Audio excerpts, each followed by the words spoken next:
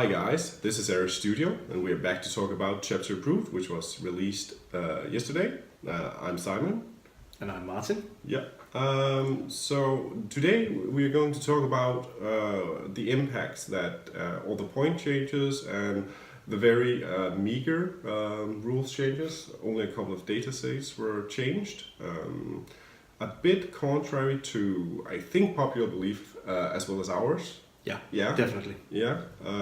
So the take we want to have on this is More of an army-wide focus, right? we want to look at the armies as wholes. Are there any new armies that are going to pop up? Is it going to shift the meta? Is the Castellan still a good choice, for example? And all of these kind of things that you might be wondering. I think, which army should we start on?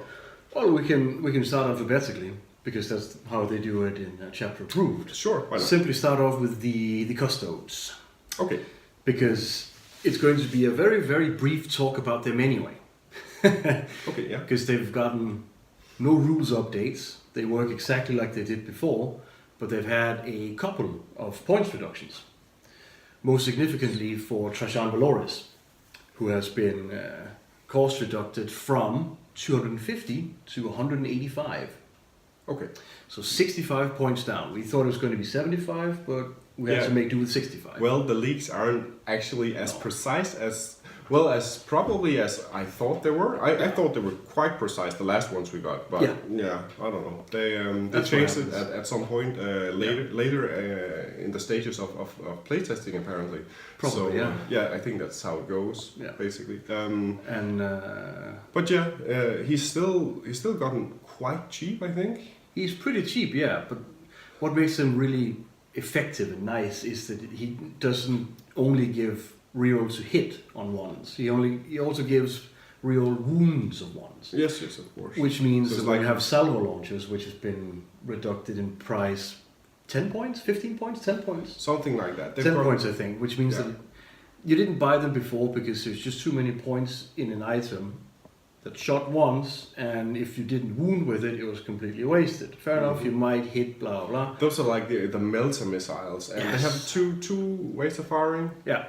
Anti-flyer?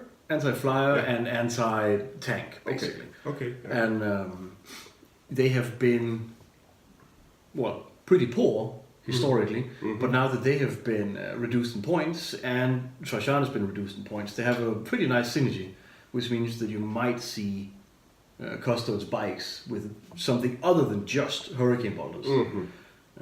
Because the army sort of needs anti-tank. Yeah, so if you go like pure Custodes army with only minimal backup, you could see a couple of... You could see one unit probably of bikes with salvo launchers, because when they're supported by Trajan, they're actually they make a little bit more sense. Okay. But if you look at stuff like the point reduction on their Land Raider, it doesn't matter. They could reduce it to half. It just doesn't matter.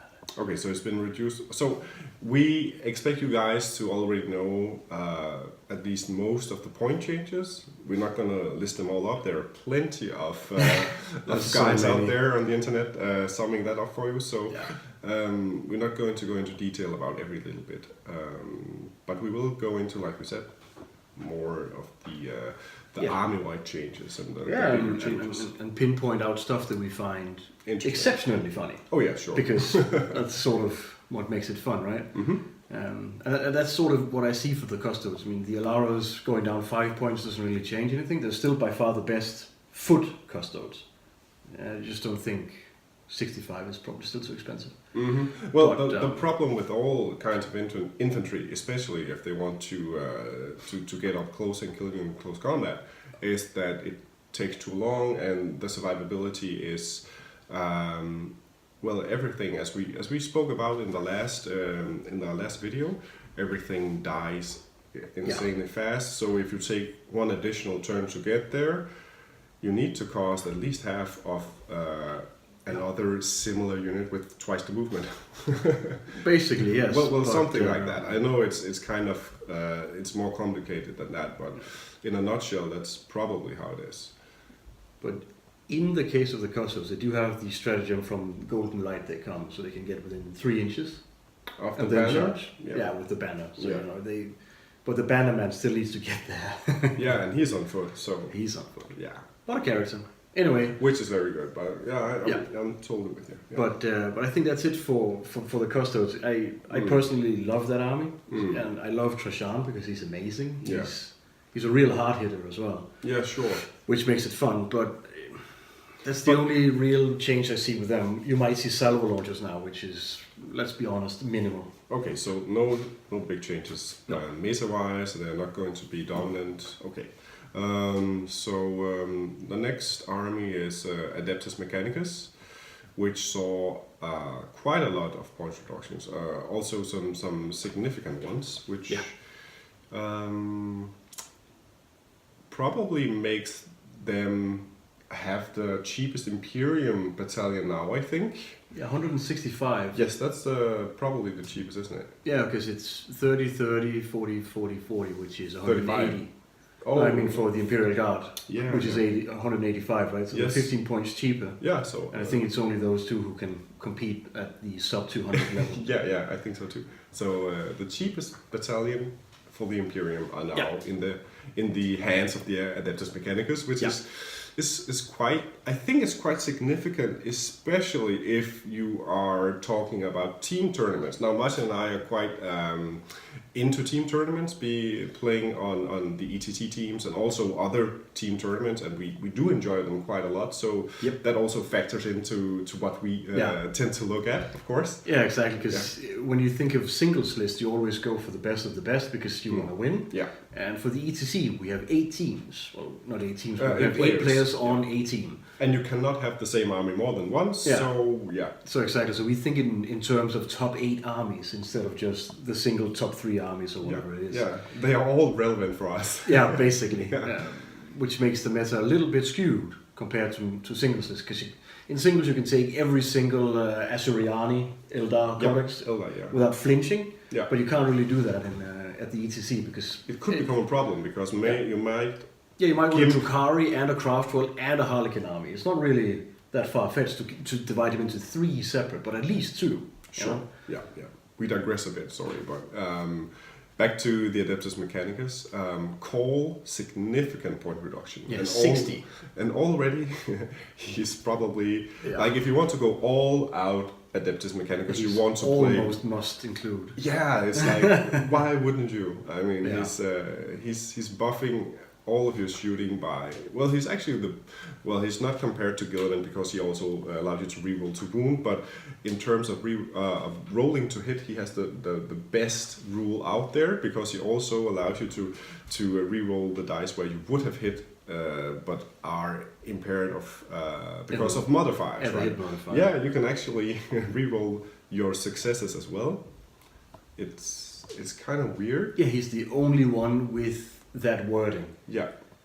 In all of the game. Yeah, it is pretty strange. It's pretty strange, but at this point it's absolutely not a mistake because they would have changed it. They've had a year to change it. Yeah. So it is what it is. It is what it is. And he's super strong now. He comes in at like 100 and what's he down to actually? He's down to 180 or something. 180 because he's 240 before, minus 60. So I think it's 180. Okay. He's cheap at least. It's very cheap. Now the breaches and destroyers also saw some quite it looks like it's significant points changes when you look at the model. Yeah. They went down 20 and 15 points. 10 and 15, right? 10 and 15, yeah. They went down to 15 each. That's how it is. Yeah, that's how it is. But their weapons did not. No, not significantly anyway. I think some of the weapons went down a couple points. It doesn't really matter because you're still looking at a 50-point model for the destroyers, right? Yeah, 3 wounds, toughness 5, 4 plus save. 4 plus save. Yeah. Yeah, they're gonna get shut off the board real quick if you look at how they are costed. Yeah. Yeah. Because it's the troop choices, so you kind of want to include them, but the firepower is not super impressive, and their survivability is just not good. I mean, they're kind of a glass cannon. I mean, if they got to shoot every single round of the game, they're gonna kill a lot of stuff, especially with like the grav cannon, the heavy grav cannon. Heavy grav cannon is pretty good, yeah. It has quite a lot of shots, range 30, a lot of damage and so on, but they're going to die very quickly. Yeah, there's too much output everywhere for them to survive. Yeah, they're gonna be targeted first because compared to that's why they're glass cannon, right? They're gonna die pretty easy if they hit hard, so you kill them first. Yeah, exactly. Easy choice. Yeah. So they're still out. Now the Doom crawlers did go down about 20 points, that's actually quite significant because 3 Doom crawlers with all the missile Icarus missile array, I think it's called, and Call are going. They are very strong, even against non-flyers. And against flyers, they're very strong. Yeah. So I think that the Adeptus Mechanicus will see some resurgence after this chapter approved, which is going to be probably at least in the sense of being a support detachment, because you have the tech priests who can, in some cases, repair, for instance, a knight. Yeah. Just a single damage, or I think a stratagem can make it more, but that's pretty cool. But it's useful. You can do something with it. And he's only 30 points now compared to like 46? 46 before, Yeah. So that's actually quite significant for a character. He can't actually do anything. He is a slouch in combat. He has a last pistol, but also not good. No, it's not good at all. They're the other HQ, which is called, I can't even remember. The Dominus Tech Priest. Yeah, that's the one. The Dominus Tech Priest. He actually has kind of a couple of cool guns, and he does put out some amount of damage, and he's now quite cheap as well. So, yeah. Yeah. If you don't want to run Call. If you don't want to run Call, which means you don't want to play AdMech. Probably. But a standalone at least. But I mean, at least they have a better shot of being relevant in the meta now. Yeah. Because cheaper priests, cheaper troops, better sniper rifles for their troops, they might become relevant at some point. Yeah. At least a little bit. It's going to be a niche army just like it was before, but it's going to be better now. Yeah, also the cool Ross Stalker infantry and the other ones. The Fulgurite Electro Priests. Well, I'm not. Not those, because they weren't changed this chapter approved. They got a right. earlier. But the other ones, the infiltrators and the Ross Stalkers, I think they're called. Yeah, they're actually, They still quite expensive, but somewhat cheaper and not relevant at all. I think. Too bad, because they're super cool units, super cool models, but they got ruined when they couldn't infiltrate 9 inches away from the enemy. That's sort of what ruined them, because it's the same fate suffered by the walkers. Oh yeah, the chickens. The chicken walkers, which are called actually escapes my mind right now. Yeah, it's chicken walkers. Yeah, the one with the taser lances. Yeah. So I think that's AdMech. Yeah, that's probably AdMech. Yeah, that's probably AdMech. More relevant, but not like they're not going to like you're not going to see them at the top tables of tournaments as a single faction. That's for damn sure. Yeah. Unfortunately. Yeah, I like the models. He doesn't, but whatever. So is it just Astra Militarum? Yeah. Okay. Astra Militarum is an interesting case. Yeah. Because when you look at them as a standalone army, all of the choices that you didn't see before got reduced in points. Basically, every single choice you didn't see. I actually think the Shadow Sword went up in points. You're right, actually. Yeah, and it was. But that was terrible anyway, right? Yes, it was terrible. Well, actually, it's kind of funny because it had like 3 months of dominance or something like that, and then the knights came. That was pre-knights. Yeah. And then this guy here. He showed up and he was like, "Oh, you're an anti-knight tank." Well, I don't care. I'm an anti-tank knight. Exactly, and he has he can have a 3+ invulnerable save. Yeah. The tank doesn't get any save at all when this guy starts to shoot. So the contest was over pretty quickly. Yeah. He can easily defeat 2 of these anti-knight tanks. So, yeah. And now it got even more expensive, so that's too bad for that. Anyway. Too bad for that one, but I still don't think we're going to see pure standalone Astra Militarum. Because the only relevant competitive choice that got any kind of significant points reduction is the tank commanders. Oh, so you're talking about in damage dealing wise, right? Yeah. Because everything is quite relevant just for board presence. That is true, But but the killing you stuff, still want to shoot things. yeah, of course. Yeah. And killing- Astra Militarum killing has, dead. historically they've not been super great at killing things on their own. Not in this edition, anyway. Not in this edition. Mm-hmm. And when you look down at the list of the Astra Militarum choices you want to bring, you have veterans, for instance. Are they suddenly relevant now because at 1 point cheaper or 1 point more expensive than infantry? Mm-hmm. Probably not. Basilisks, unchanged. Mediocre before, still mediocre. Yeah. But then you have the tank commanders, which were great before, and now they got reduced in points. Yeah. So if Around you buy 20 points actually. Which is, if you buy a battle cannon and 3 heavy bolters, I think you're at 188 Yeah, points. that's correct. And it's just so good compared to everything else you can still bring in Astra Militarum, because a standard Lim and Ross tank is just completely irrelevant now. You will never see them in competitive play. Nope. Because you can get 3 tank commanders and you can get Lord Commander, Tank Commander Pask, which means 4 Lim and Ross tanks right there, which is all the points you want to invest in tanks anyway, Well, right? sure, yeah.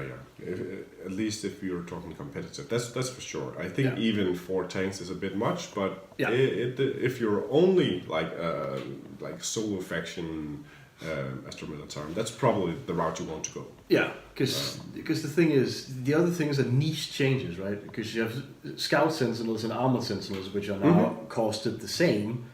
So if you buy a Scout Sentinel for 40 points, you can instead get a Armored Sentinel for 40 points with a plasma cannon. Yep.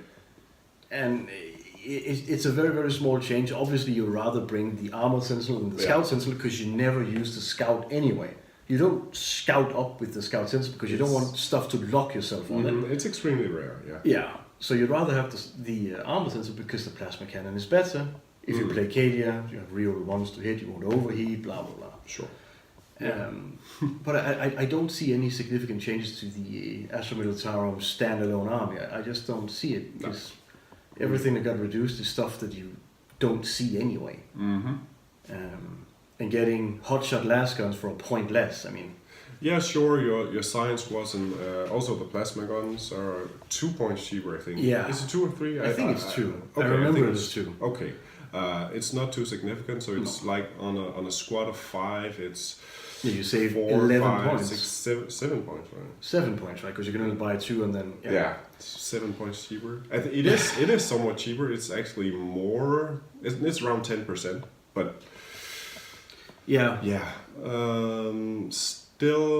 Still problematic. But I think if you really want to run like a solo faction Astra Militarum, a couple of units of deep striking science with plasma is probably still okay. Yeah, they don't suffer too bad from only coming in turn 2, because you still want to spread out your army and move up and Yeah. And blow actually, a hole somewhere so they can get in. I think they got some perks in Vigilus, the campaign book, which we're going to talk about at a later stage. But I think they did get some. They have a formation for buffs science there. So we're going to come back and talk about that at a later point. Yeah. And Astra Militarum just have this gigantic problem that if you play them standalone, you need heavy choices to kill things, essentially. And the heavy choices are just so weird because the heavy support weapon teams with mortars are just point per point so much more effective than basically everything else. So if you want to keep your points down so you can get all the good stuff, you always bring mortars. Otherwise you have to bring basilisks. Yep. And they just have a lot of inherent problems because it's a tank and it's big, you have to place it somewhere. If anything touches it in close combat, it will never shoot again in the entire game. Yeah, often. Yeah. At least, yeah.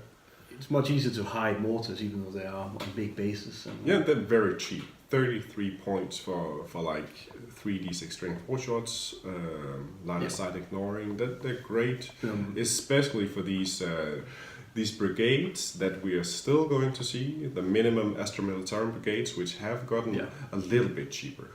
It's minimal, doesn't matter too much, but the point is that they didn't get more expensive. it which should have gotten 200 points more expensive, but it didn't. Yeah. that means that the Imperial soup that you guys have been quite used to at this point, gotten quite used to at this point, is still the same Imperial soup that you're going to see. I think the changes to that army, which is very relevant, is they're super minimal. Yeah, if any changes at all. Yeah, they're going to have like a couple of more guys actually, because they have gotten a bit cheaper, and that's it. Yeah. So compared to everything else, I mean, some armies have gone down in points overall so that you can bring more stuff, but the Imperial soup with a knight and custodes or bloodings was just so good already. It doesn't really matter that you can bring more stuff because you were in front anyway. So you're still going to see that, and I don't see any large variations of it because it's just not effective. Yeah. You just want to bring your custodes, your castellan, your Astra Militarum Brigade for command points, and you're good to go. Yeah. Should we just real quick touch on the knights, because they didn't actually receive, well, they received almost no changes contrary to our beliefs. Yeah. This guy didn't receive any changes at all. He's still the same points cost, exactly the same. No changes at all. A couple of weapons went down, melter guns, the heavy stopper. So like, I actually think that in a knight army, the only change, like in a solo knight army, you're going to see one more top gun on like a crusader or something. They got like 16 points or 20 points more to do. Yeah, and that's the gist of it. Because if you want to bring 4 knights, you can now get an extra top hatch. That's it. Yeah. But I don't think that the 4 knight lists were not really the problem. The problem with 4 knight lists, if there was any kind of problem, is that they had such good support that you could still block, you could absorb smites, you could take all the things that auto wounds a knight, almost auto wounds an Imperial Knight anyway, and you could absorb that. You could give a bunch of command points. If you have the super heavy knight detachment and you have a battalion, you have 14 command points to start with. That's fantastic. Yeah. And just being able to block things with like 30 Imperial Guardsmen or whatever is just great. Saves your turn against like the 1,000-ton smite list. Yeah, a turn or 2 even, depending on your luck. But I think the knights are still going to be predominantly in the soup lists. You're going to see 1 knight in those lists, or you're going to see lists with 2 knights, maybe a couple of smaller knights, and then a cheap battalion of either Admech or Astra Militarum. Yeah. Because I can see the good stuff when you want to bring a Crusader, a Castellan, and a Gallant, for instance, and then just fill up on cheap battalion stuff after that. Because I can see the funny side of that. Sure. But I just don't see it being as effective as the soup. It's more broad, you know. It covers more armies. The soup. Completely. Because if you meet something that just kills your knights and you have 3 knights. You know, it's not going to be great for you. Yeah. The soup list is still what it always has been. Yeah. And that's just how it is.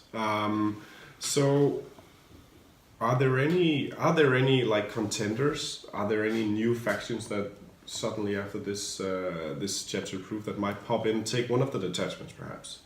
Well, we're all hoping for Grey Knights, right? We were hoping. We all got disappointed, didn't we? Sure. We definitely did. And even though if you take a look at the points changes, you are going to see like quite huge discounts on their characters.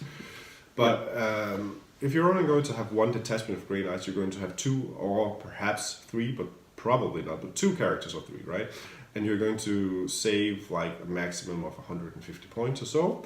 And that's it. And I don't really think the problem that Space Marines and in this case Grey Knights suffer from, which are very expensive troop choices. Yeah, very expensive and very poor troop choices. Because the Grey Knight characters are not good at all. Drivers they're very just close they're just combat. okay. Yeah, Like, it's just okay. That's the thing. But when you have the 1 damage smites from the Grey Knight Librarians, the most powerful psychics in the universe. Which were, I think that was the single change that I was like, yeah, that makes so much sense. Yeah. That's going to happen because the Thousand Sons have it, and they're like the Imperium counterparts of. Yeah, exactly. So they should have the normal smites, but they don't. Yep. So you have to carry your infantry characters into close combat, and they can do nothing until they get into close combat. Well, essentially nothing. A 1 damage smite is, in my world, almost the same as nothing. Sure. So you have to carry your slow and sluggish characters across the board to get into close combat for them to be effective at all. Mm-hmm. Or deep strike and just hope for that 9-inch charge where With a reroll, with the right sure, but trait. only if you actually put in a Grey Knight Warlord with first to the fray. Yes. I know some people do that, but, and it. Yeah, it's 55%. Mm-hmm. 9+ with a reroll. Yeah. It's not impressive at all, because if you base your army on that and you take 7 units who can charge, then 3 maybe 4 units get in. Yeah. And the rest are just kind of stuck. And in that case, you have put in everything within 6 inches Everything. of one model. So, well, it's a lot of eggs in one basket. It's actually almost all of them. Yeah. And the risk of it not paying its points back or whatever you want to phrase it, it's too big. It's just not good enough. You know? No, these guys. How expensive are the strike marines? If you buy 5 strike marines, it's in 21 points. It's 21 points because Yeah. it's 19 and 2 for the Stormbolter, right? Mm-hmm. I think. Yeah, that's correct. And, it's 105 for 5, so 21, and they're going to die. Just as easily as anything easily. else. Yeah. Because if you take a tactical marine at 13 points, Yeah. dies just as easily. The only thing is that he can't deny with +1. Sure, and he has a worse close combat weapons and a worse bolter, but he's also too expensive. So Yeah. And he is already too expensive, you know? Yeah, It's just not good. the problem is that we would rather not talk about Space Marines because we have nothing good to say about them. Well, except one type of Space Marine. The Death Watch veteran. Okay, sure. Okay, let's talk about the Death Watch veterans. Because he's actually the only Space Marine I'm excited about after the new chapter approved. Everything Primaris and non-Primaris is just not very good. But Death Watch veterans with the Stormbolter and a Storm Shield are 18 points now. Mm-hmm. Compare that with a Grey Knight at 21 points, who also just has a Stormbolter. Mm-hmm. So shooting-wise, they're not actually the same.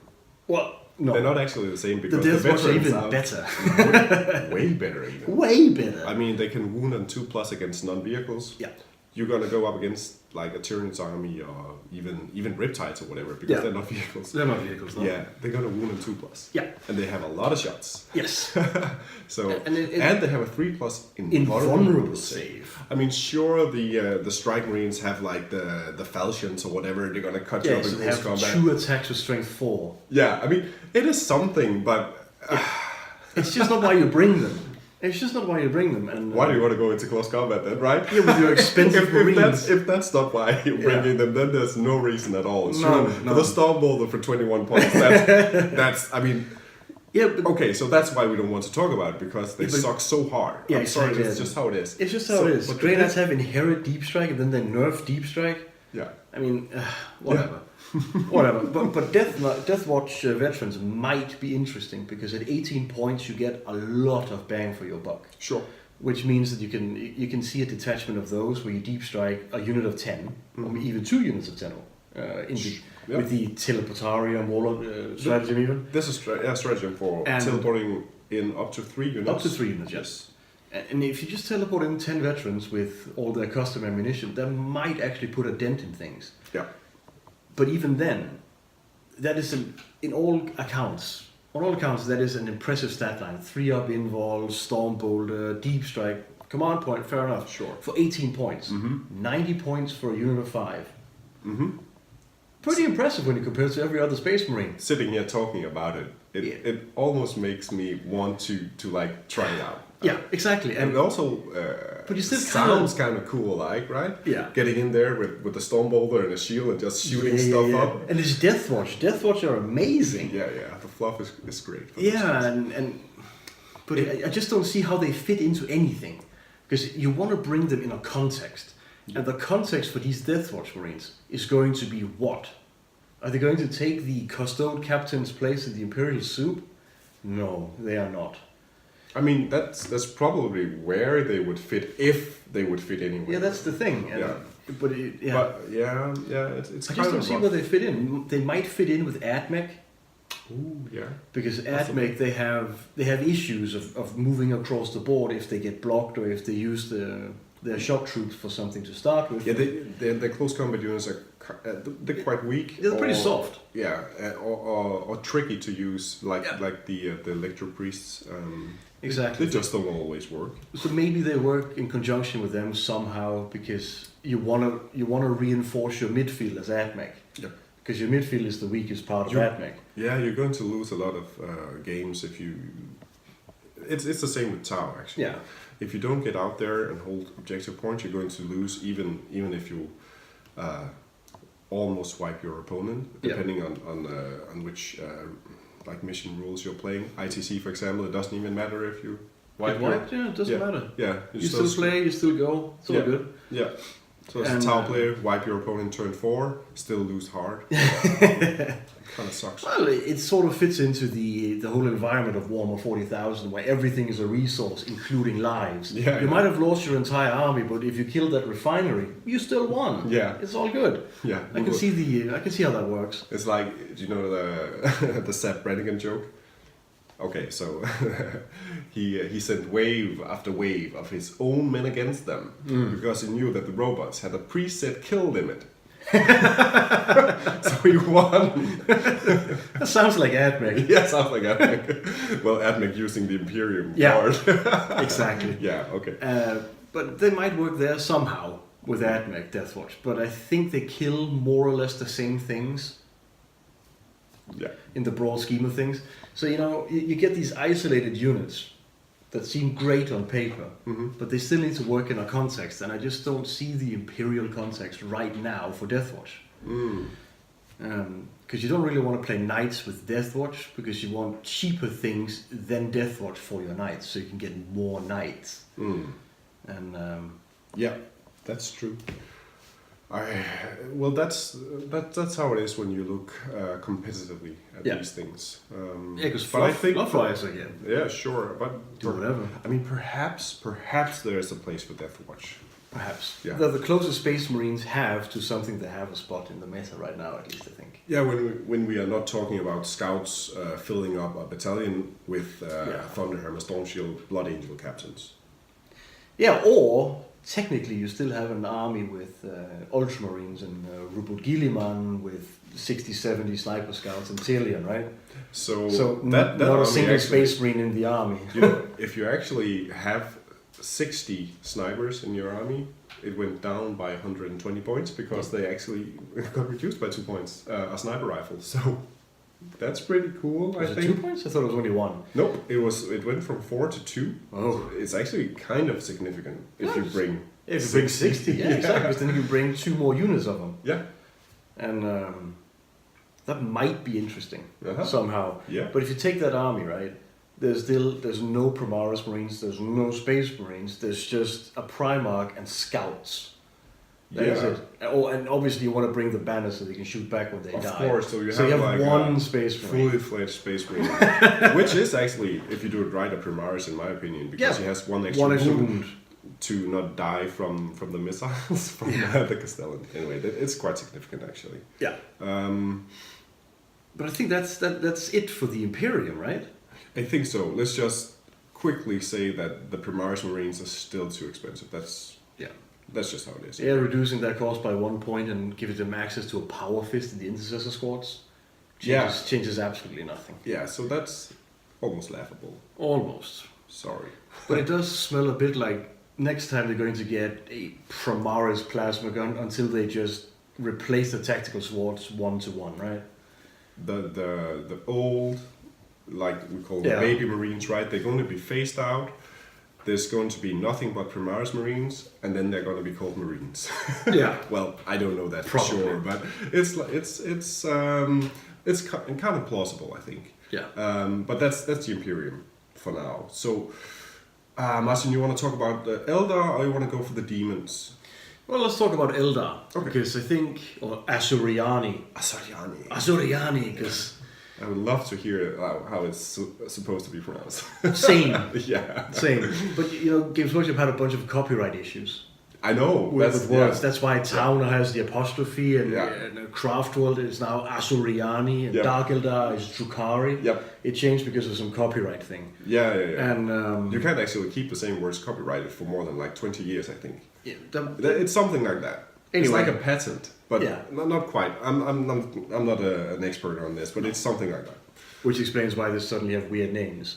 Yep. Pretty funny. Anyway, Eldar. 3 categories of Eldar. Dark Eldar, Craftworld Eldar, and Harlequins. Okay, let's do Harlequins first. Let's do Harlequins first. Done. No changes. Done. Okay. No changes. Fusion pistol down 2 points, I think. Woohoo!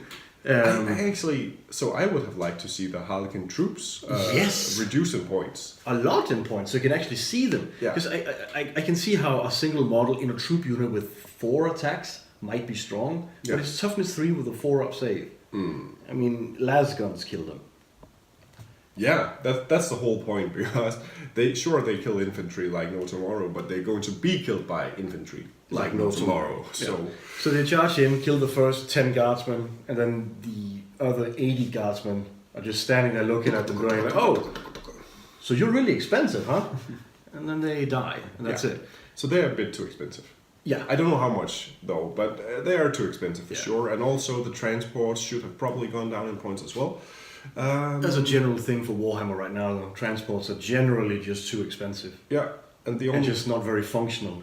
They're super, like, they just don't work like they are used to. Yeah, and in 5th one you can move and then disembark. That And makes then- them infinitely better. And then rapid fire. Sure, you couldn't charge, but perhaps that's Actually, technically in 5th you could, right? Wasn't it in 5th you No, could no, still no. move out and then assault? no, that's 3rd edition. That's actually. 3rd edition. Yeah. Okay, fair enough. Yeah, that's quite a way back, but But that was I think fun. Transports back then were good. Yeah, and they were stupidly good in 3rd. But I think that really fixed it back then, because you got the mobility, your guys were safe in there from all the small arms fire, and then you could actually move somewhere and be relevant, at least in the shooting phase. Sure, you couldn't jump out and assault, but that would be too strong now as well, I think, especially with some of the transports moving 16 inches in case of a wave serpent. That would be too good, but at least add some mobility to the unit more than just the disembarkation. Yeah. Okay, never mind. That's also, we digress again.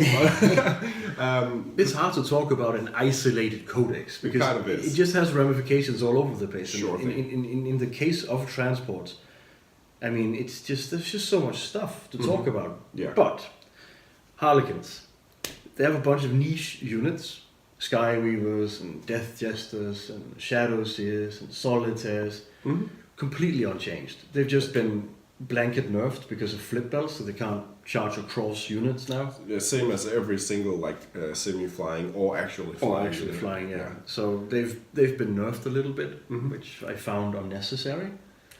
It was kind of cool that they could bounce all over the place. Yeah, but that's how they should be, though. Yeah, exactly. And no, I'm saying it was fun. It was good fun. I mean, it was great. So I think that does cover Harlequins, because you're going to see them in the same capacity in the future as you did in the past. Yeah, sure thing. You're going to see some guys are going to run all of the bikes or the haywire bikes, and some characters, and that's it. Only units that are worth taking. Yeah. And Drukhari, Dark Eldar. First of all, I am extremely confused as to why they didn't get a single points adjustment outside Forge World. Yeah. They got 1 point reduction on the Forge World thing, and I think that was actually from previously. Yep. Probably. I'm not sure, but pretty strange for an army that's been so dominant for the last couple of months, 3 months. It's super strong. Yeah, even more, right? Even since their codex came out, I think people have been at least been a part of an Asuryani soup. Yeah, and the Talus got interesting for people pretty quickly. Yeah. And they're still there, and they're still the unit to. It's a go-to unit. It's a go-to unit, and it's a unit to beat. It's a unit to think about when you're when making your army list. When Exactly. you're gonna go to a tournament, Yeah. you need to think about how I'm going to handle. 9 Talons and 9 Talons. 24 Grotesques. Okay, I have never seen that army, but I've thought about it. And that's the thing, you just need to actually sit there and think, how am I going to handle this? Mm-hmm. And the answer is always, okay, I'm going to shoot and pray. Because there's not really a lot in the game right now that want to, tangle with them in close combat. Because of the way Vexator Mask works and all those things. And they hit extremely hard. Extremely hard. Yeah. I mean, it's oh my god, they're gonna kill everything if they get there in any like real number, they're gonna kill whatever army they're facing. Yeah. They can kill knights, they can kill orcs in equal droves, great capacity, which is like okay, that's for a close combat unit. Pretty good. It's pretty good. Pretty good. I mean, so often the close combat units have like a niche thing. These guys are going to kill a knight, and these guys can kill 100 guardsmen or whatever. Yeah, but you bring a chain flail and a macro scalpel, you can do whatever you want. You can do whatever you want. And that's sort of the point about Drukhari, because you're still going to see them, they're still going to be dominant, and you're still going to see the same units. Yeah. Which is a little bit sad, I think, because they have so many untapped resources in that Drukhari Codex. I love Incubi, or Incubi, however you want to pronounce it, because it's the aspect warriors, the only aspect warriors that they have, which are like the fallen aspect warriors, right? It's pretty cool, Which is cool, and they're amazing miniatures, and they are actually pretty good in the game. They hit pretty hard. Oh, like that, yeah. Yeah, they hit pretty hard, They're just way too expensive. They have and you have no delivery system because the transports are awful. Mm-hmm. And you have actually, the Raiders are actually one of the few okay transports in the game, if you even want to look at it like that. But they're probably just too expensive, is how it is. Yeah, and they suffer from the 3+ armor save needs to cost a lot of points syndrome. Yeah. and it's just a little bit sad because they have a lot of really, really cool units in the Drukhari Codex, which could have probably been reduced in points so you could see them. Like the names escape me. The ones on the skyboards, they're called. Oh yeah, those Witches on skyboards. Yeah, I haven't seen them in so long that I completely forgot their name. They're called Hellions. Hellions is the name, yeah, and that's actually a unit that, if they were good, they would gravitate me towards playing Dark Elder. Yeah, I remember back in 5th when we tried playing them against my mechanized Grey Knight army. Yeah, really, it didn't work. Yeah, didn't work. Mechanized Grey Knights at that point were the best so army. much better than anything else in the game, so that kind of hurt.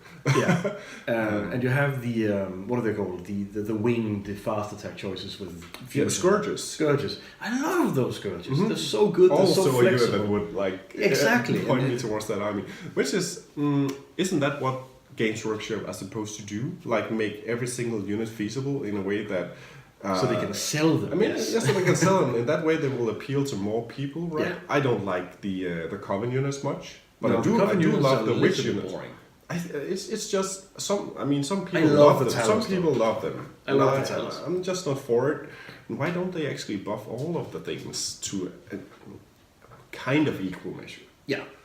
Yeah, I don't know. But at this point, I think perhaps we should talk about Craftworld. Well, actually, just before that, because Craftworld did receive changes, the point in time at which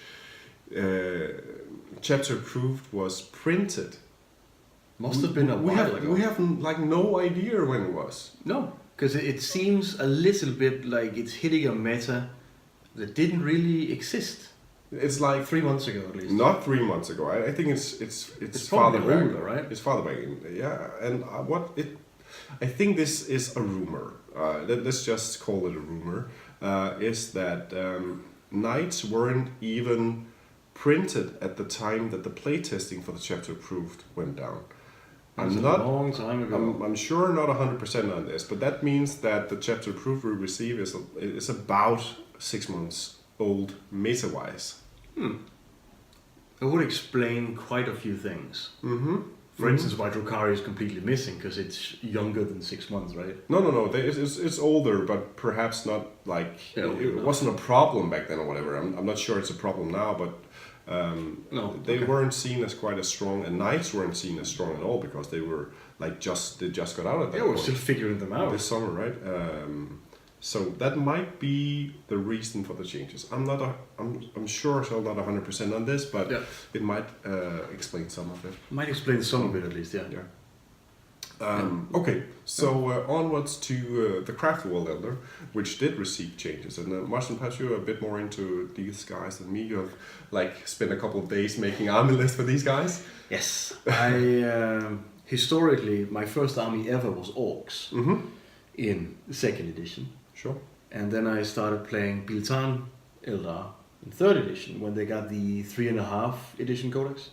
So I've always had Eldar. It's always been my go-to army. And I love the guys, you know, but I love all the wrong things in the codex. I love the avatars, striking scorpions, howling banshees, things that you just don't see. Yeah. And the Phoenix Lords, all of them, especially Azraman, which I've never seen. He's just not there anywhere. And if you look at the points, the points changes now, they just don't matter. Because when you have Unari, Unari just works in a way that skews everything way too much. Because Dark Reapers and Shining Spears are still going to be the go-to units for Craft World because of Unari. You just can't really play a Craft World only army. It just doesn't really work because all of their choices are too expensive or not performing well enough. Because if you have a Dark Reaper unit at face value who only shoot once, maybe with Guide, maybe with Doom, doesn't really matter. But if they only shoot once, they're always going to be half as effective as if they shot twice. It's just how math works. Yeah. 1 is 1, 2 is twice as many. Yep. And Irene, which is the go-to Inari character, cost around 132. Around 100. Okay, 132, and they cost 300 and is it 50? 311 if you want to bring 8 of them up, as I remember it. Okay, something like that anyway. So 300-ish points plus minus. It's quite cheap to get that many points more output damage-wise, if you want to look at it that way. Yeah, if you look at it in pure output, you pay 130 points to get 300 points worth of output, which is just that one unit with just one of the Soul Burst actions. Yeah. And then you have the Shining Spears. Fair enough, they are now 27 points instead of 24. So it's up 3 points? Up 3 points, which means that now instead of bringing 27, you're bringing 24. Because you just remove one Shining Spear per unit, and that is exactly what you paid more. Sure. Because 9 times 3 is 27, which is the points cost of one bike. So one bike out, and it's the same army. Yeah. Which is, in my opinion, the worst army for 40,000 right now. Because it does a lot of things that are not standard, because Soul Burst is disruptive. Yeah, we've been like talking about sort of Soul Burst in a way that you might feel that we don't like it, and it's exactly that. It's exactly that. No, it's don't not, like it. It's not just that it's because of Eldar being overpowered or anything, it's just a weird mechanic. It's just a strange mechanic, and it's okay for things to not work in a completely uniform way. That's totally okay. But when you take something as strong as Soul Burst and you triple your output of a unit, it's just not okay any longer because it skews an entire codex towards this one thing. Yeah. Because you have a hyper-mobile, hyper-effective, and hyper-durable Shining Spears. Yeah, especially if you put in all of the buffs. If you Protect and Fortune, they're going to be quite hard to get. Well, they're never going to get Protect, right? They're always going to be something jinxed so you can kill it. Because you can actually cast both Jinx and Protect. Yeah, you just have too many Psychics then. That's depends on the build, right? I think the American build that's how they do it. I think that's well. I don't like the Eldar Psychic phase because that's actually sort of balanced, you know. Sometimes it doesn't work. Yeah, sometimes it doesn't work, and you're just sitting there like, oh, I couldn't roll a 7 on a reroll or a 6 with a reroll if you have a Conclave and the Seer Council strategy. Yeah, because that's how things should be. Jinx, Doom, Conceal, Reveal, all those spells are extremely strong. Well, not really Reveal, I guess that's not a bad example. Yeah. But most of the Eldar spells are really, really strong, Mm-hmm. which is why you harness them on a 7. Mm. You have a 58% chance to roll a 7, Mm-hmm. which means 42% of the time it fails. Yeah. Which is how you should sort of balance things when they're really good. Yeah. And then you do the Seer Council thing, so you harness it on a 6+, and you're a Farseer, so you have a reroll, then it's pretty stable. Yeah. Fair enough. But then you start combining it with hilarious amounts of output from Dark Reapers and Shining Spears. Mm-hmm. Yeah, I just don't think it's a very good army, honestly, because if you don't start with it, sometimes you just lose in turn 1.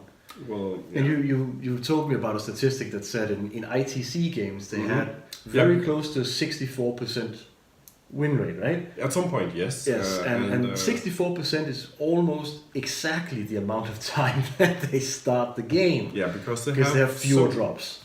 than almost any other. Almost any other army, because they're down to like 8 or 9. They can usually go down to about 8 or 9. Yeah. So they start approximately 64% of the games, and they win approximately 64% of the games. Which is kind of funny. Which is kind of funny. And of course, they are going to lose some games that they started, and they are going to lose some games that they don't. So, of course, but it's still a fun little fact. or rather, they do. Yeah, but yeah, it's kind of funny. But I think the Craftwell army in and of itself is just... I just don't see how you can make a functional army out of it and still win games. You can play fluff games with them and have fun with them. Obviously, you can do like that a with normal any army. Craftwell. Yeah, a normal standalone Craftwell without Unari. It's also kind of funny because playing these single codex armies, we're never going to see it in a competitive environment because that's the thing. it's just like covering all of your bases are going to be so much easier and more effective if you gain access to more units that can deliver in a more functional way. So, yeah. But I would like to say that for the Craft World, you still have units that are really, really good. The Flyers, all of them. Yeah. Except the Crimson Hunters. The Crimson Hunter Exarchs are good. The Crimson Hunters are just not really worth it because you can get the other ones instead. Sure, it's only if you want more, I think. Yeah. Some people actually do play the other ones, but I think they usually have like the guy who makes them reroll once anyway. Oh, the Autarch. The Autarch, yeah.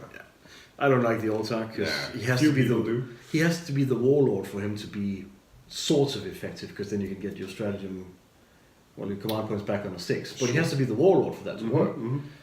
I don't like him being the warlord. Okay, sure. Yeah. But so he's also kind of a rare choice these days, I think. Yeah. Definitely. The D cannon, always loved it. I think it got reduced in points. Doesn't matter. A little bit. You're talking about the support weapons. Yeah, the support weapons all went down in points, but not significantly in any. Not enough to make them significant at all. And I don't think so, no. And you have stuff like the Wraith Guard, the Wraith Knight. Wraith Lord didn't get changed, I think. Oh, the Wraith Lord did go down about, I think it was 16 or 10 points or something like that. But he's a bit cheaper. The biggest problem with him is actually that he's 10 wounds and so he has like this damage grid, so he gets worse and worse. Yeah, not good. That's not great at all. Not for a 10 wound model. That he's going to die too easily, and he's a bit slow. He doesn't have any vulnerable saves. He doesn't ignore moving and firing heavy weapons. So he's not relevant in that sense anyway. And then the Wraith Knight. One of the selling points for Games Workshop about Chapter Approved. You can bring your Wraith Knights now. Woohoo! Yeah. So real quickly, the Sword and Board Wraith Knight is still just about as expensive as a Knight Gallant, which is the Imperial version of a close combat knight. But the Imperial version has so much more to offer in terms of warlord traits and stratagems and relics as well. It's like no contest actually. It's so much better, the Imperial version. So and we don't even want to talk about a shooting Wraith Knight, because that is a joke. Yeah, I mean the points you pay for that dude. compared to the Imperial versions is yeah. Yeah. It makes it a non-starter really. There's no reason to even if you want to bring him in like your fun games, it is going to be a bit more fun now because it doesn't feel as stupid. Yeah. But in a competitive environment, no, it's still a no. Still a no. Yeah. Unfortunately. So I think craft worlds are going to fulfill the same role as they have so far. Because all of the unique playstyle units in the craft world codex are either unchanged, not changed enough, or don't benefit enough from being Unari if they ever choose to go Unari. Yeah. So you still have falcons you're never going to see. You still have a bunch of units that you will just never ever see. The good old Falcon. I like the falcon. Yeah, sure, me too. And, I played that model quite a lot back in the days. Yeah, same. And I always had a fire prism, a falcon, and 3 warwalkers. That was like my go-to heavy choices if I wanted to play some kind of army selection. Warwalkers. I really love the warwalkers. I love warwalkers, and if I played an army selection tournament, that was my 3 go-to heavy choices. Yeah. It was just fun. It was good. That's how it was back in the day in Denmark. Anyway, we played the army one selection. of each basically. Yeah, yeah. We comped a lot of comp. Yeah, but I think that covers Craft World because it was actually a pretty disappointing. I think the Craft World probably lost about 100 points altogether. Like if you put up it's the standard army or whatever you want to call it. Yeah, with like 18 spears and a wave serpent. Wave serpent got more expensive by 13 points. I think so too. So like the standard army is about 100, perhaps a bit less, more expensive. And other armies. So if you look at it that way, comparatively, they have probably lost a bit more edge against. Like, for example, Adeptus Mechanicus. Yeah, because Adeptus Mechanicus is like 100, 150 points cheaper now, all in all. So you catch up to Eldar by 200 points. Yeah, that's pretty... Which is significant, it's a lot. It's quite a lot. It's in a 2,000 points game. That's always what we're talking about. We're talking about 2,000 point armies, by the way. So it's 10%. I just think that the difference was more than 10% in favor of the craft wars before. So yeah, it is quite kind of hard not playtesting it yet, but Eldar are probably still in the top 3 armies, I think. Yeah. And I think we can really briefly talk about Necrons. Okay. Sure. Because I think we still need to probably cover Demons, Necrons, Tau, and Nids. Tyranids, right? Yes. And I think Necrons is going to be the fastest because they're just still bad. Yeah, so they had like competitively one kind of strong unit in the Tesseract Walls, and they went up in points. A lot up in points. Quite a lot actually. And all of I think pretty much every unit, perhaps not, but a lot of their units went down in points to some degree. Yeah. Also some units did receive a substantial point reduction, but all in all, I don't know. I just don't think it's not enough. I'm still not seeing them happen. No, which is a shame because they are a pretty nice army to just throw into a tournament because they function in a pretty different way than pretty much every other army. So it's just another aspect to think about. But when the army is completely irrelevant, you just don't have it. They're like supposed to be this kind of tanky army. Yeah, exactly. Like you try to march forward, slow and steady. Yeah, like in their phalanx, it's just going step by step, just choking you, killing your stuff little by little, not dying themselves. Yeah, and if you take the most durable Necron units, which are probably the Wraiths, toughness 5, 3 up invul. Sure. Yeah. They just die so easily. Too easily, anyway. And I think the destroyers, if you kill the entire unit of destroyers, they get no benefit at all from phylactery and all that sort of thing where you can... The resurrection protocol is... it's kind of broken, I think. It's a flawed mechanic, because if the entire unit gets wiped, in addition with lots of output, you know, You have paid a lot of points for a rule that you are not going to receive the benefits of, and against any competent player, he's going to remove a unit at a time. Even if he needs to like overkill it by 10%, he's going to make damn sure these guys are dead, so you don't get to use the rule that you have paid a lot of points for, and it is going to pay off, even like using too much output to remove the unit. And I think I'm not a Necron player, but like thinking about it, it would make me feel kind of silly, you know, not getting to use the rule that is the trademark of the army, the robots getting back up after being killed and so on. But yeah, because that is the trademark of the Necrons, right? They phase out when they That's die. what they do. At least they removed that rule when they got down to what was it, 20%? 25%. 25% they phased out, just auto lost. So you had this sheet bit next to you where you just kind of said, okay, so what is the number I'm aiming for? When I'm down to 17 models, I phase out and lose. Yeah. All right, I'm going to kill you all the way down to 17. Yeah. And just sit there and count. Yeah. At least they removed that because that was silly. That's a flawed mechanic as well. Yeah. For sure. But I just don't see Necrons happening. I really don't. Yeah, me neither, and it's a real shame. It's a real shame. Yeah, but yeah. And talking about armies, I just really don't see happening, even though they got a lot of point reductions. Tyranids. Really? Still not? Still not, because all of the monsters that got heavy point reductions are monsters that you didn't see, because when you put them on the table, they had too many wounds to hide, and they died. Okay, so you're okay. And it's still a problem for them. The only monster that I see really reaping the benefits is Swarmlord, because he got reduced 50 points. 50 points. That's, to 250, which is still expensive. Yeah. It is still expensive, but 17% almost. it is still too much. 200 points would be fair for him because he dies easily, which means you need to build your army around protecting him. Yeah.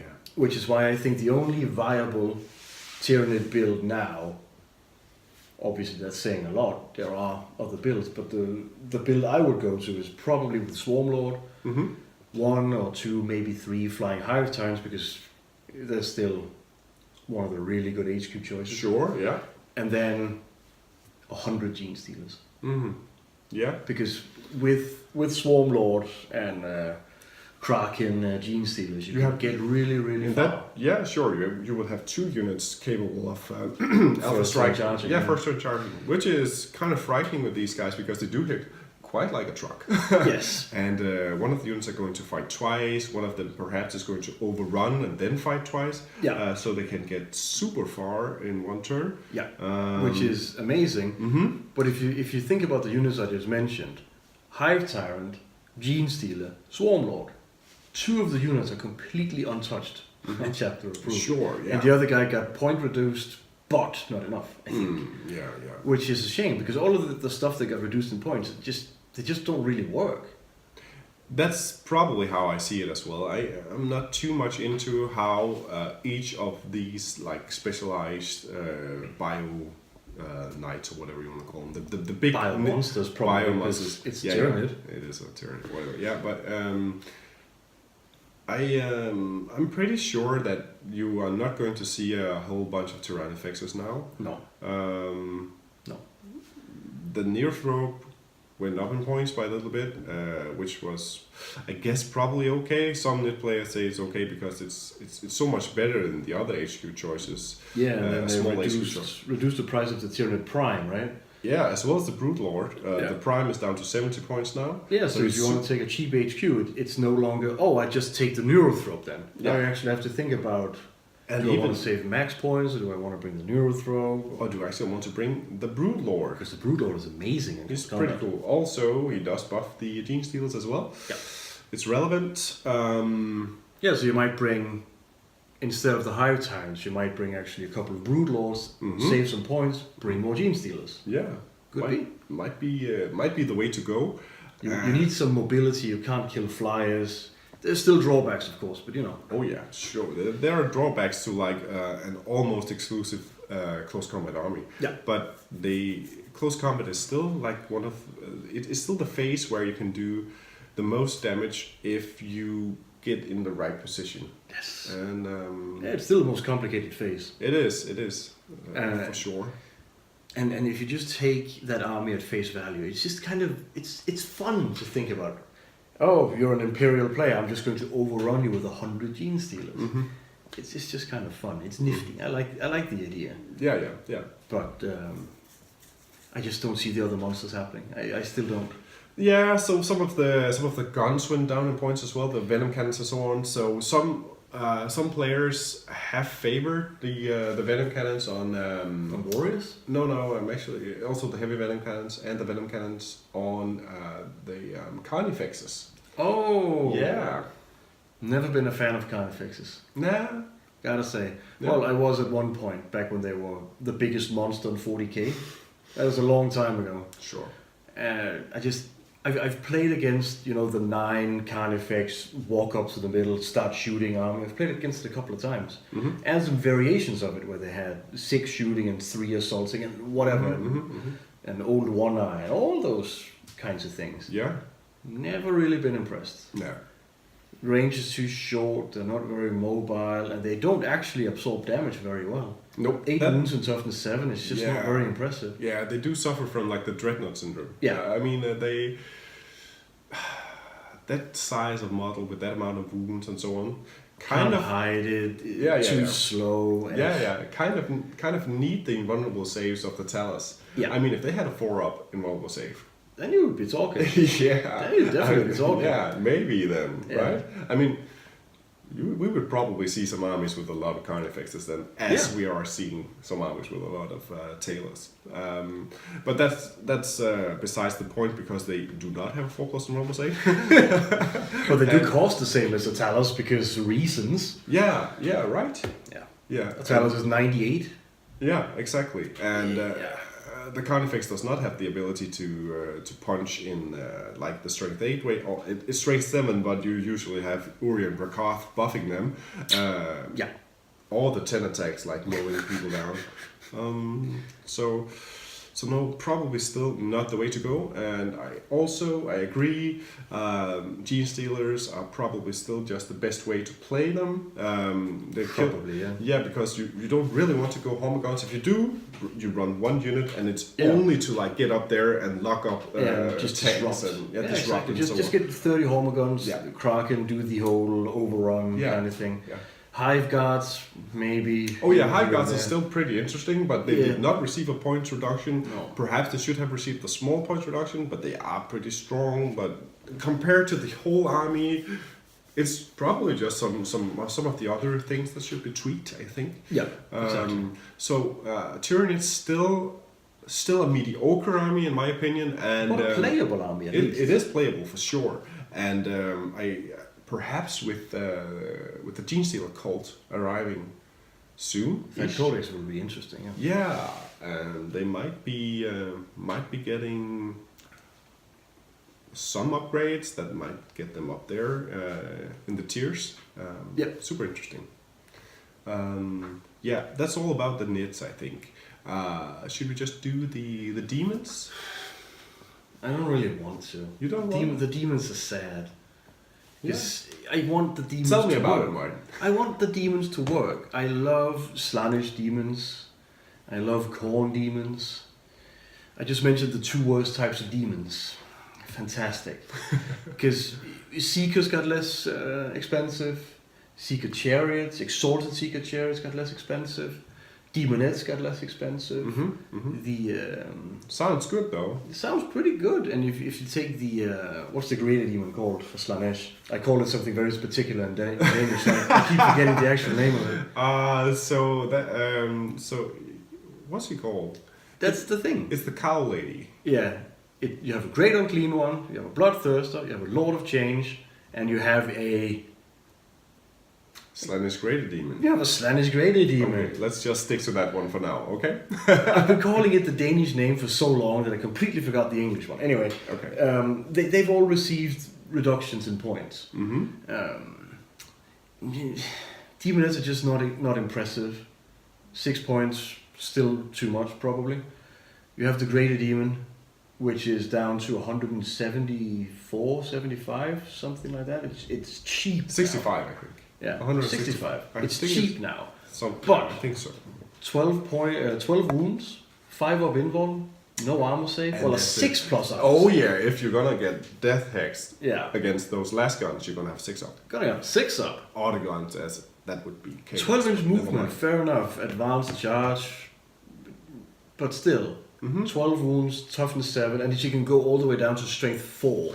Yeah, so a huge problem with her is that she actually degrades her strength, which I don't think any of the other ones do. I'm not quite sure. Not I just know that the sure. Bloodthirsters don't. They Yeah. keep their strength, which is Because it's corn, mighty. super relevant for them to keep their change, but it would be super relevant for her as well. Yeah. So she's still, she's just not good enough. I mean, it's also dangerous to make her too cheap, because then it's like auto include 3 at 100 points each, right? But it's still a stupid unit. It's supposed to be a greater demon capable of like going toe to toe with pretty much anything. Pretty much anything. It's a Yeah. greater demon. Yeah. It is supposed to be the biggest and baddest.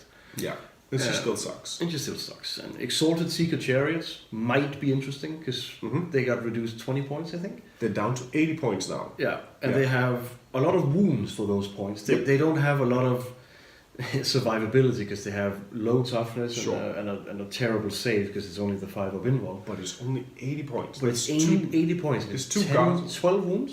10 or 12 I think it's wounds. 12 actually. But And it's just a lot of wounds for the points. And Yeah. if they do get into combat, which is possible because they're extremely fast, then they hit with 16 attacks. yeah, It's a lot of output. It's a lot of potential. yeah. And I really want them to work because I love them. Mm-hmm. I mean, what could be funnier than Demonettes on Chariot with Yeah. Seekers in front? And Seekers. So I've excessive. always, every single new edition, every single new Demon Codex, the first thing I try to do is make Seekers great again. Okay. And it just never works. Toughness 3, 1 or 2 wounds and a 5 up save. It's just not good. Mm-hmm. They got reduced by 4 points and they're still too expensive. Yeah. But it's hard balancing them because they're really fast, they hit really hard, and yeah, you just can't make them too cheap either because then you're suddenly going to see like 90 of them, and then they might reach a critical mass and all that. But I don't see them working right now. No. I really don't. And if you look at the other changes, they are minuscule. They almost don't matter. Mm-hmm. Exalted Flame was going down. Okay, I might bring 1 now. Fantastic. Yeah, I mean, I think that the Exalted Flamer is probably one of the most interesting changes because it does only have the range 18. 18, yes. That's the problem with the model. Yeah. Because it's it does have, what's it down to? It's down to 70 points now. And it's 3 shots at strength 9. 10. 10 actually. Well, yeah, if you have a... Okay, so you buy the character and you up the strength of If it. you buy a change cast, if some kind of herald, and you get +1 strength, then it's strength 10. So you have 3 strength 10 shots hitting on, mostly on force, right? Because you're moving, but... You're typically moving, yes. Yeah. Rerolling 1s if you have a demon prince somewhere. Sure, it's still pretty cool because it's a character, you can't kill it. It's going to keep shooting and shooting, and it has fly, so you're not going to lock it down. Yeah. And, I do actually like it. You can only have a max of 3. And yeah. And typically you want to use your points for something else anyway. Because demons right now is basically a filler army because you want to bring plague bearers and some pink horrors maybe to shield your characters. Yeah. So yeah, the point of it is really that you want to bring the plague bearers. Yeah. To get the board presence, and then you want to bring something killy behind them. Thousand Sun Psychers.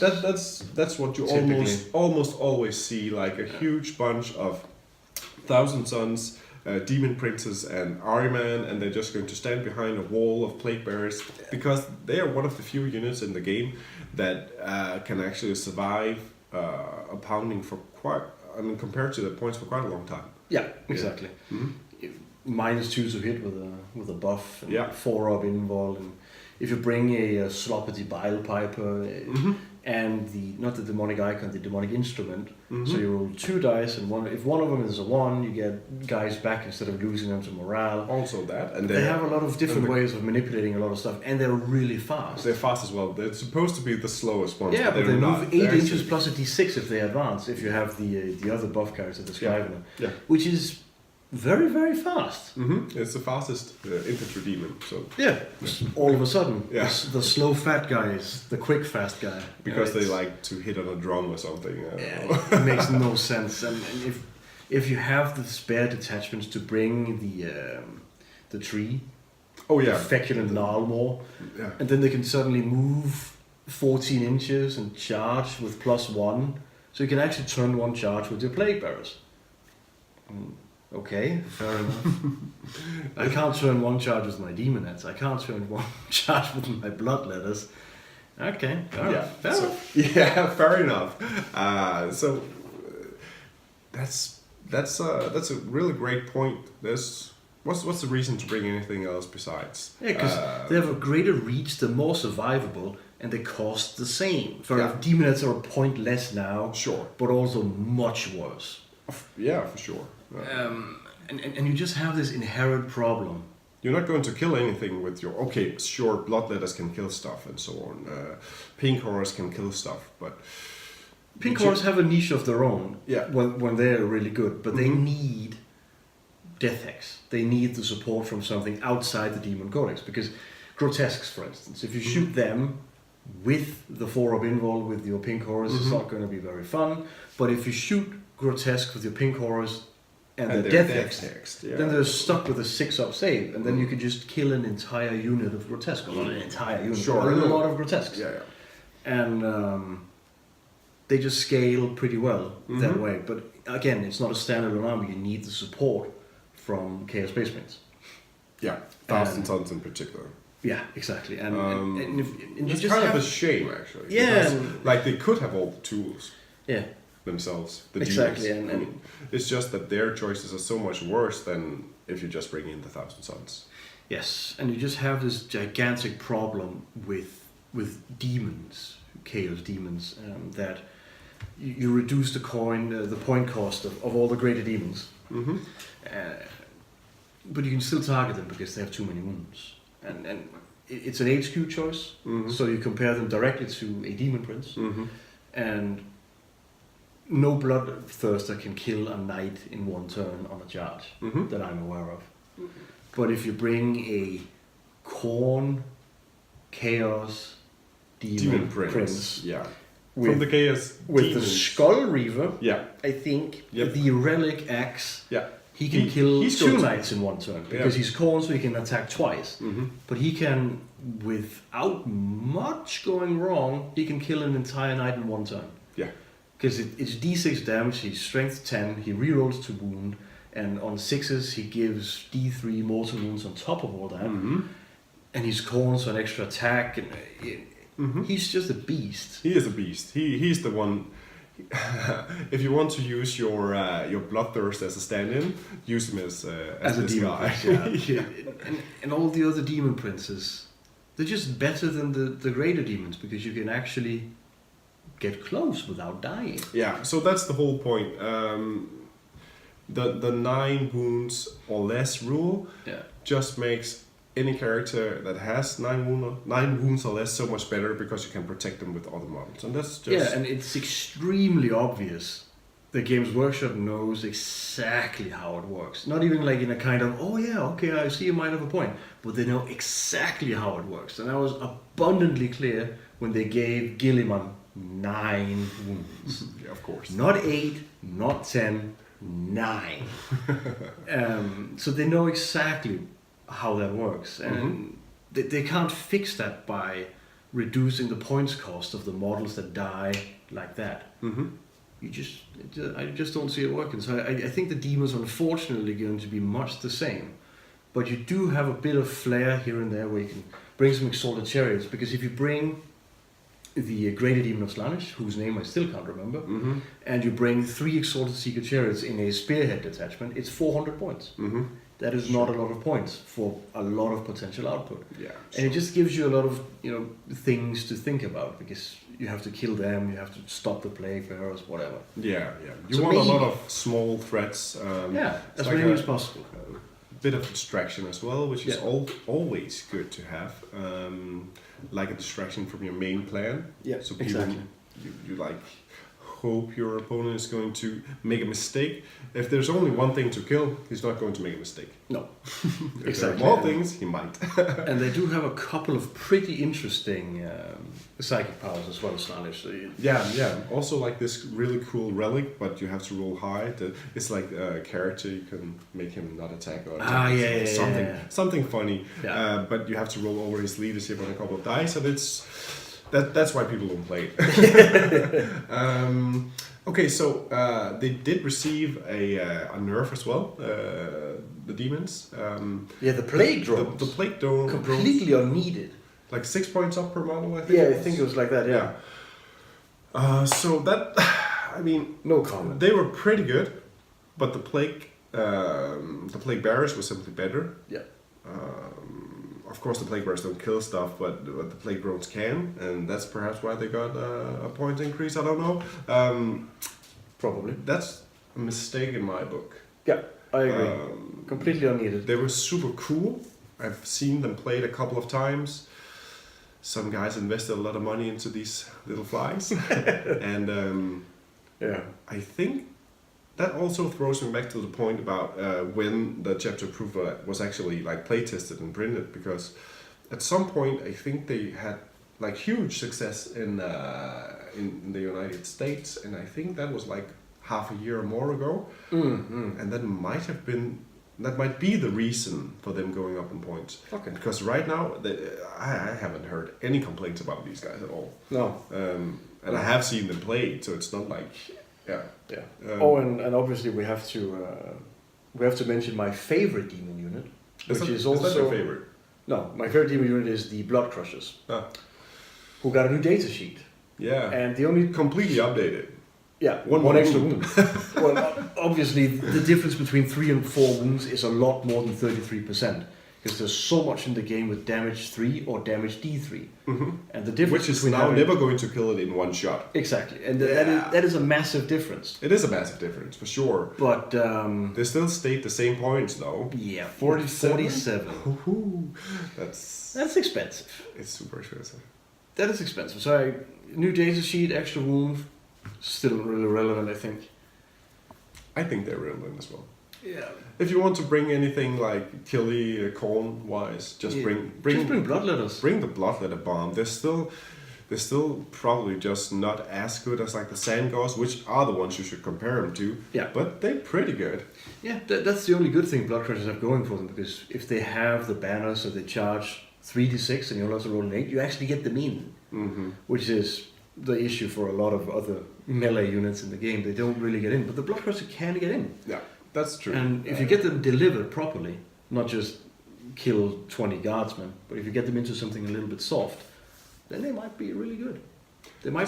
But yeah. Oh, last chaos thing I want to quickly mention. Okay. Yeah. Lord of Skulls is down in points. Way. The tractor. The tractor, corn tractor. But I think that's it for chaos. So just the Lord of Skulls is still too many points. I think he went down around 100 points, something like that, right? Yes. Still, just guys go in, compare it to a knight, an imperial knight of some sort, and you'll see that he's simply overcrossed it. That's my whole. That kind of bothers me sometimes, that you can go in, look at the exact, very similar units, and one is just so much more expensive than the other for no apparent reason. And sometimes even worse in this case. Yeah, the Demon Lord of Wars, for instance, which are costed according to fluff, so 888,777 points. Oh yeah. Which is fun, but not very good. Yeah. Not very good. Sometimes I think the designers just go a bit more like, let's make this super fluffy more than anything. Yeah. Which is always fun, but Yeah, for a little while. For a little while. Yeah. Okay. Martin, is the last time we're going to look at is that Tau? That is Tau. Okay. I think. Yeah. So Tau did receive quite significant points reductions at at least one key unit. Yeah. At least one, because those are the broadsides. 25 points. 25 points per model. So I know we didn't see a lot of broadsides. Yeah. I also know that I played with broadsides. Yeah, and I did as well. And they didn't need the points reduction. Probably not, but it was probably not the broadsides that needed it the most anyway. But Keeper of Secrets. Keeper of Secrets, that's the one. Guys, the Slanish Greater Demon. She does keep your secrets. Even her name. Yeah. Anyway, so I think there are two kinds of broadsides. There's the one with the heavy railgun. And Well, not a heavy railgun, just a railgun. No, it's a heavy railgun. Heavy railgun is not only it's the a heavy rail. hammerhead. Sorry, it's Rail rifle. It's a heavy rail rifle. Yes, The rail yes. gun is on the hammerhead for some. Never mind, that's how it is. Which kind of sucks. The heavy rail rifle. They have a little Two bit of straight utility here and there. Yeah, but not really though. Well, I think perhaps now they're going to be okay. Like if you want to do a brigade and you have 3 of those, Yeah, exactly. perhaps that's pretty cool. But That's where I saw them before as well, in a brigade as the heavy choices. Because, yeah, I've seen that as well because they're cheaper than the heavy, high yield missile pods. Yeah. Which are the ones I have played. Martian has played them as well, and they're super strong. You have 3 of them in one unit, and they're going to shoot so many shots. 48. 48 altogether with the double smart missile system as well. Yeah. And they could really lay waste to a lot of not only infantry, because the high yield missile pods actually strength 7 and D3 damage. Yeah, and you can reel to wound. Use 1 command point and not shoot with the commander, and they're going to reroll to wound. They're going to tear a knight apart in a single round of shooting. Yeah, they are really good, especially if you get marker lights on a unit, so they get +1 to wound as well. Oh, that's just after you wound, you can get +1 to wound. Oh yeah, that's how it works. So you get a marker lights, +1 to +1 hit, to and hit. you get +1 to wound. And then you just plink a wound off the knight with your fire warriors, and you just go, oh yeah. Yeah, No. with all your strength 5 shooting, so you wounded on 5s instead of 6s. It's super easy to get at least 1 wound with all of your fire warriors. No problem at all. And then you're going to wound it on 4s, Rerolls. So it's going to kill it. Often at least. And now that unit is 75 points cheaper. That's a lot of points. The unit is still a lot of points. I think it's around 350 or something like 360 perhaps. Yeah, it was just above 400 before, right? Yeah. Yep. With drones. With drones as well, yeah. Usually just buy 6 shield drones for them. Why not? They're good. They have made Tau better. The next unit I want to talk about is the crisis suit. They go down in points. More importantly, the missile pod went down in points as well. Yeah. So I just sat down, wrote an army list, and I could fit in 400 points more because I obviously took 6 crisis suits with the missile pods and the broadsides with high yield missile pods. But it's actually 400 points less now, that army, only because of those 2 units. Yeah. That's a lot of points. That is a lot of points. Yeah, I mean, the few other changes as well, netting around 30 or 50 points, but these guys might be relevant now. I'm not sure. You might just still want to do the broadsides, but a unit of 6 crisis suits is with 3 missile pods each are around 450, something like that. And they shoot like 6. It's 36 shots. Yeah. Strength 7. -1. It's good. It's a better price now than before. For sure, but probably still like. And if you could deep strike, anywhere in your own deployment zone. Yeah, in like turn one. one, like before the last changes to Deep Strike. Then it would be amazing. They would be pretty good then, for sure, because the broadsides do, of course, lack the ability to deep strike. Yeah.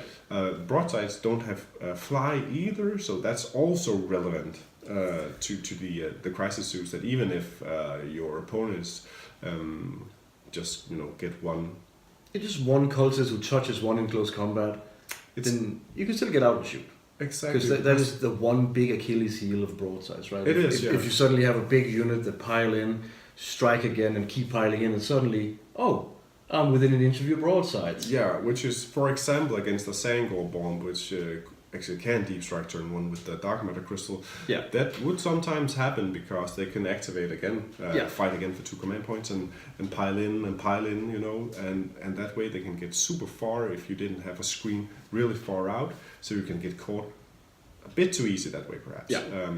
But the crisis suits, you're not going to catch them like that. They're just going to fly out and then keep shooting. So perhaps there is a role for them now. I'm still super skeptical, but perhaps. I am going to try them out for sure, because I love the crisis suits.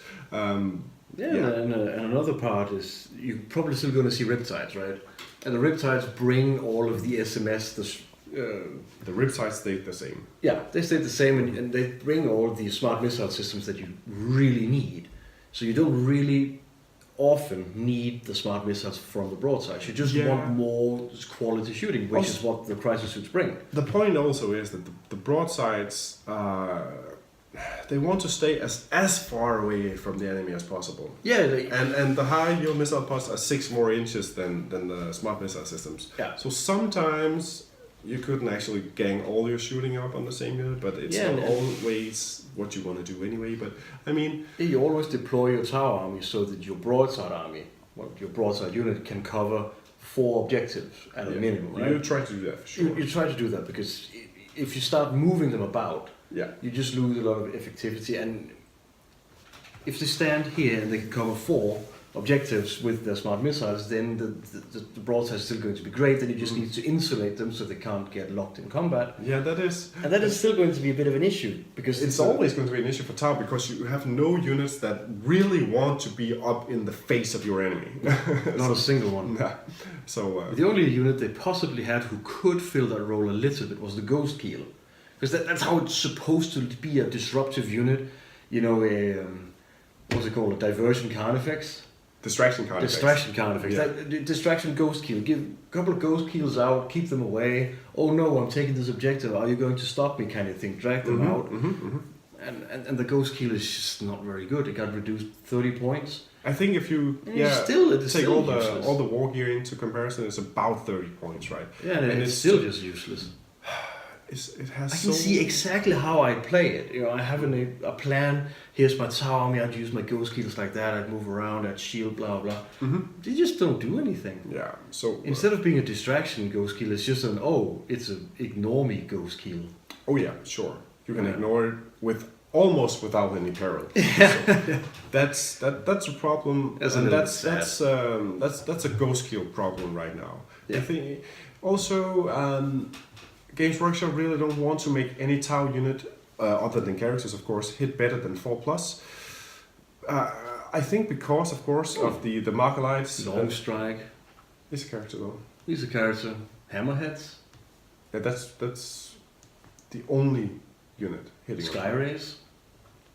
Does it actually? Anyway, it's the same model. But sure, you have your Hammerhead and your Sky Ray. I think that's the only 2 units that hit on 3+ in the entire codex. Yeah. Yes, exactly. So the point, I don't know why they do actually, but they do. They're like the elite fire warrior sitting in there. I don't know. But other than that, it's 4+, and I think it's because the Markalites making them able to hit on one better +1. But you do need 5 Markalites hit on the same unit, which so it's. I haven't in any of my games gotten 5 on 2 units. I think perhaps 1 game or something like that, where I can actually obliterate 2 units with +1 to hit. Other than that, it's like 1 unit +1 to hit. Yeah, and that's it. That's it. And you are going to blow up that 1 unit for sure, because that's what you're supposed to do. If you don't, you've lost the game probably. And then you're going to get a bunch of real ones. Yay! Yay! Which means that you go from hitting 6 out of 12 to hitting 7 out of 12. Yeah. Which is a dramatic increase of 8%. Yeah, it's great. Fantastic. Also, the Devilfish went down 10 points. Still completely, 14 if you take into account the gun drones went down a couple of points each as well. But still... It's a transport. It's 8th edition. Yeah, it doesn't work at all. Too expensive. Doesn't... It still dies super easily. And you're not able to, move forward, dump out your firewars and shoot. You need to dump out your firewars. And if you're playing Tau, you usually don't use all of your detachments. So you sometimes have an extra detachment, and if you do, I would much rather bring a tide wall, shield wall thing. Okay, so the one the donut, basically. Yeah. Because you can stick 1 unit of fire warriors and 5 characters on it. And then you can give it 4 marker drones. Yeah, so you have a lot of marker drones. So you have a lot of marker drones, and they inherit the ballistic skill of a guy on board. Yeah, the character. Which is going to be a 2+ character. Of course. So you have 5 marker lights in your fortification that hit on 2+. You have 4 marker drones that hit on 2+. And they can move, and you can shoot out of it. And it costs pretty much the same as a Devilfish. Yeah, I think it actually does cost the same now. Somewhere. But, so it's... Yeah. And still that model is going to die in the first turn anyway, because why not? Yeah, if you can see it and all that stuff. But yeah, it's a pretty obvious target. It's quite an obvious target, because shooting heavy guns at your... drones.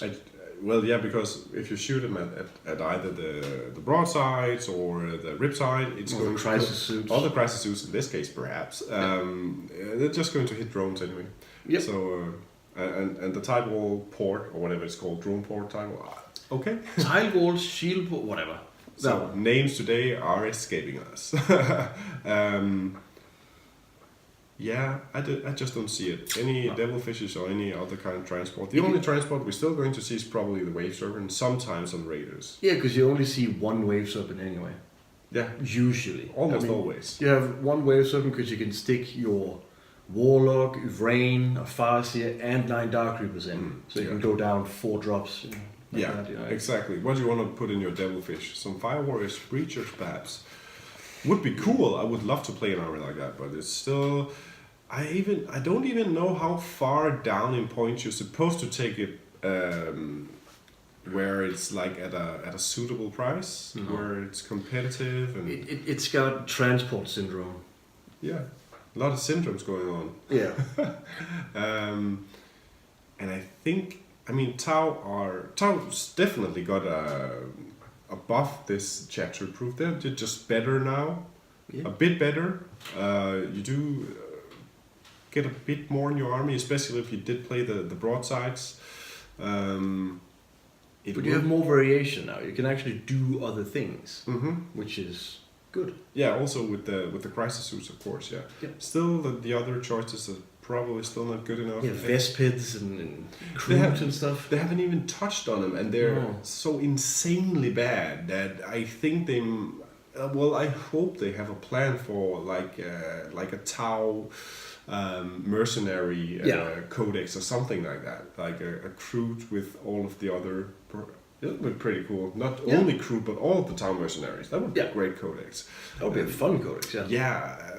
Also, the armies that don't have any allies, like all of the Imperial armies can band together, they do have difficulties because covering all your bases is isn't it technically just Necrons and Tau? Orcs as well, I think. Orcs, yeah. Of course. Because Nids have Gene Stealers and Cult. Gene Stealer Cult, and you can actually ally in Imperial Guard as well. Yeah, that way around. Without getting any good stuff. But you have it technically. Yeah, exactly. So we have like 3 armies, and one of them is Orcs, which of course didn't receive any changes here because they're so new. So we're not going to talk about them at all.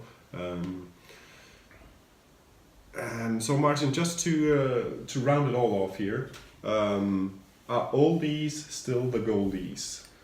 Well, they're always going to be. 'Cause a meta is fluctuating. It is something that takes time to stabilize. Yeah. So when you introduce something which doesn't just kind of say, "Oh, the Castellan is now 1,200 points," there's no really super dramatic changes. Which means that for a while, at least, you're going to have the oldies being the goldies. Because you still need the meta to settle. You still need to find the little intricacies that make an army gain an advantage over the already established armies. So I think for now... But Martin, do you have any idea, do you think there is something out there? Do you have like a small ounce of like, that's going to change something? I think Sisters might do something. Okay, so we haven't actually talked about because Sisters. It's entirely new codex, we haven't digested it yet. We don't really... We're going to talk about the Sisters in like perhaps the next video, perhaps the next video again. But we are going to talk about them soon-ish. Yeah, because I think they might have a couple of things. And I think there is potential that a Chaos Demon Rush army might actually work. Because you can get it relatively low on drops, because you can make the units so big. And if they go first, they can first round church and all those things, so you can get in and lock themselves pretty easily. Which kind of army are you talking about? A Berserker army or? No, not a Berserker army. I'm talking about Exalted Seeker Chariots, Blood Crushers, the Deep Strike. Okay. Some kind of Demon Rush army, because all of the demons have been reduced in points. So a Demon Rush army might be something. Okay. Because if they get in, they hurt. They're really good. Yeah, interesting. If they do get in. So there might be something there, because the demon counter should be Grey Knights, and Grey Knights are just... Yeah, sure. not good. And you might see a little bit of different Tau army. Tau might gain a little bit more prominence now, because they can actually... I mean, the big issue before was that they couldn't really kill a knight unless the knight went in range, right? Yeah, sure. But now with crisis suits, they have a bit more reach. You know, there might be something, but I don't see a lot of things that just kind of stand out where I go, "Oh yeah, obviously now I'm going to build this army." No, there's not a lot of it. True. Yeah, there's some things I hope will work. So, what are you interested in? Anything you're interested about? Like, is something just jumping at you? You want to play anything new? Well, Swarm Lord with Gene Stealers. Yeah. And I'm going to try and find some way to make a Demon Rush army. Yeah. Somehow. Yeah, sure. Because they've always been sort of a fan favorite of mine, but I just don't know if they've been touched enough. Yeah, possibly not, but it's great that you do get some inspiration, right? Because that's at least what we want after one of our big updates each year. We do want to feel like, oh wow, now I want to do something new. Yeah, exactly. And if you notice, both armies are in your face, turn one, let's do close combat armies. Yeah.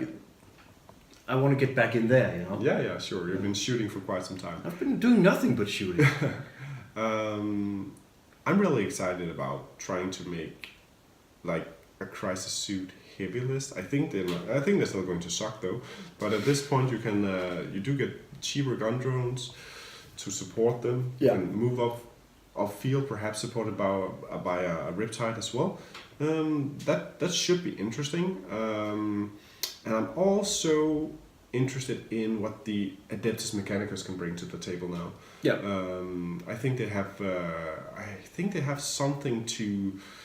They must have a build somewhere, because everything is so much cheaper. Yeah. There has to be something there. Yeah. It's just an army that interests me not at all. Yeah, sure. But you know, I do like it though. So. There has to be something there, because everything is pretty much across the board cheaper. Exactly. So let's see if it's cheap enough. Yeah, exactly. Because you still have the benchmark list, the soup with the knight. And yeah, exactly. So if we can beat the Imperial soup list, then the Eldar army with Talus and either Ravagers or Planes or whatever, and the demons with Thousand Suns. Yeah, Plague Bearers and Thousand Suns. Yeah. If you cover those three bases, you're pretty good. Those are the benchmarks you need to test against, for sure. And, and it's going to be quite exciting trying some of the new things. I I guess you still sort of have the Chaos Space Marine Cultist army somewhere, because none of those 3 armies are super horde. Mm-hmm. So I guess you still need a horde. There's out also there the somewhere. orcs out there, which are That is- just perhaps gaining traction as well. Yeah, but mostly I've been seeing 100 orcs, like 30 boys, 30 boys, 30 boys, and then grots and stuff. So it's not the same amount of. It's of still dudes. it's still often about like 60 or 90 grots as well, which Yeah. they still have a wound that you Yeah, need to you remove. still have to kill them. Yeah, so still horde-ish, I think. Yeah. We need to test those out actually. Yeah, we do. Yeah. We do. But Martin, is there anything you want to add here at the end? I don't think so. I think we covered everything that I found interesting. Obviously, there's a lot of stuff we didn't cover at all Mm-hmm. because we just chose the parts that we thought were the most interesting. Of course, yeah. So I don't think so. Yeah, sure. Yeah, me neither. I think it was great talking to you about this, and the next video will, I don't know, it's probably about Vigilus, I think. Vigilus and Sisters, maybe. Yeah, perhaps. I think that's a pretty good combo. So definitely check those out when we get those done, and have a great day, guys. See ya.